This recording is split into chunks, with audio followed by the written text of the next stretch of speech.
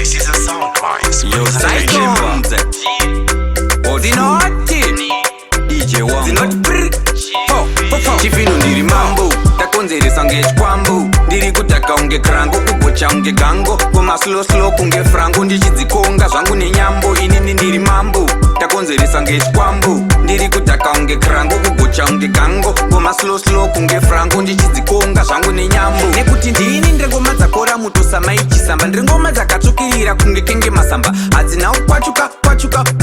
kwachuka nekuti apana usaya chipanga dziri kudiwa patoza sayuvhon chakachaka zvaita vanasekana vagozunza mukaka ndobva tapiwa crown nebva taishafa muchaitora ndafa samashakada ndiri mambo takonzeresa ngechikwambu ndiri kutaka unge krango kugocha unge gango koma slow kunge frango ndichidzikonga zvangu nenyambo inini ndiri mambo takonzeresa ngechikwambu ndiri kutaka unge krango kugocha unge gango koma slow kunge frango ndichidzikonga zvangu nenyambo ndakazara nemasere kunge mwana wa manyeruke andichabaka vunza fidelisi au takwekwendo namira pariti mukuita kunge chikwekwe zvaita vatambe chitekete kuma ndaimba unge pamara cheyameni zvakonzera ndiridzwe nafleva nahetatoni ndafadza vanhu kunge geripi natempoman ndini chifino zaigoni vakavhura tumakantini muhana kozvanobika manhanga pandasvika zvatanga zvabaka semudzanga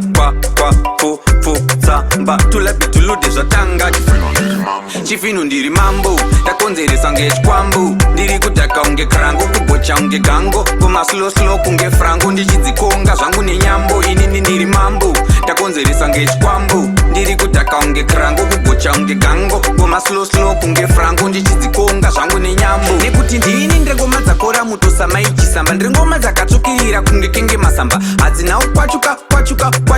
kwachuka nekuti apana usaya chipanga dziri kudiwa patoza sayuvhon chakachaka zvaita vanasekana vagozunza mukaka ndobva tapiwa crown nebva taishafa muchaitora ndafa samashakada ndiri mambo takonzeresa ngechikwambu ndiri kutaka unge krango kugocha unge gango koma slow kunge frango ndichidzikonga zvangu nenyambo inini ndiri mambo takonzeresa ngechikwambu ndiri kutaka unge krango kugocha unge gango koma slow kunge frango ndichidzikonga zvangu nenyambo